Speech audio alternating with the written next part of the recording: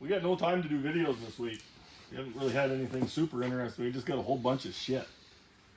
So we'll give you a project update or a shop update or however you want to say it. So here's the 56. We did a video on this one putting a twin turbo LS in it. The engine's hanging up over there and parts are everywhere and who knows. So this one is sandblasted. We're gonna paint the firewall body color. Just kind of semi-gloss black, the rest of it I believe. And then he's got his turbo kit off being powder coated and everything. We got this, it's ready to go in it, an 88 Ford. Something he traded for. We've got the old 35 spline axles out of his 57 Chevy race car.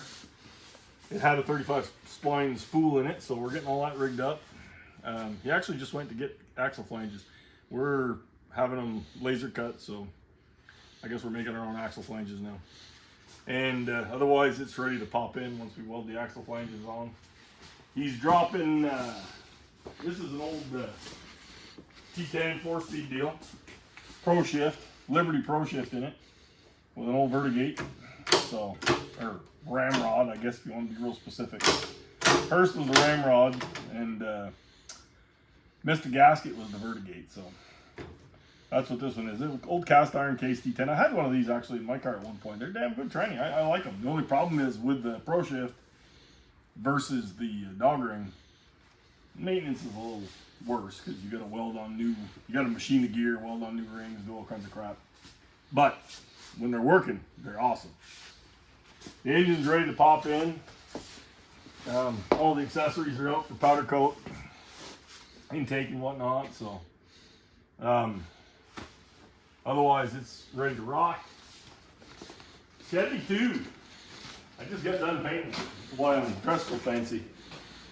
The inside here, and this should hopefully flatten off and be semi-gloss. That's what we're shooting for. We'll go back and we'll make the door jamb shiny. But this upper and lower I want to have semi-gloss, so I went ahead and got color on everything. And all the dash and everything I want semi-gloss, or even pretty flat if we can pull it off. But so that one we're ready to, you haven't seen this car in quite a while, but we're ready to wet sand this one, and we're gonna get her all painted up there. I want to get this main body painted and push it outside, and I've got all the small parts to paint. So this is, I don't know, maybe tomorrow we'll start wet sanding this, and then we've got to tape up all the world before we can spray it. But it'll probably be a day and a half of work, 2 days of work before it's ready to spray. But we're there pretty much. Big scheme of things, a couple days ain't nothing. The RT hood, we had another video on this one, fixing this hood. So I got this in spray fill and a new deck lid for it.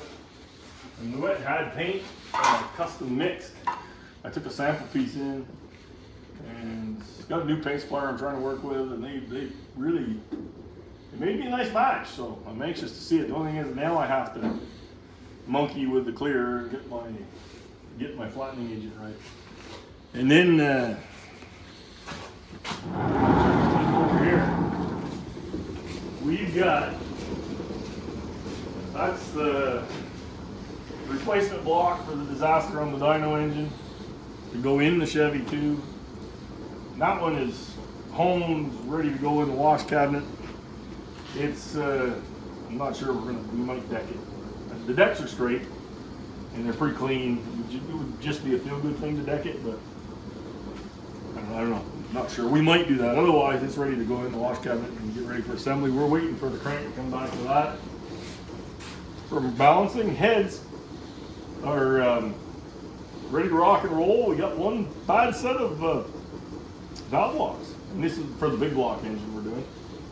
The valve locks, one of them wasn't machined with a retainer groove, so that was not good. So I ordered another set. So we've got those coming, and the crank is out being balanced for that one. I think the block's in the washer. I think the block is ready to rock. As best I know. Yeah, this is almost all rehoned, and it's ready to rip. So this one is, I think as soon as we get parts, we can go ahead and get our cranks back from balancing. We can go ahead and assemble those engines. Oh yeah, and then the old LT.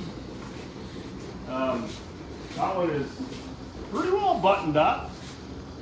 We're waiting for a balancer for it and something else, but it's basically there. So I have a whole bunch of projects kind of coming together here all at once.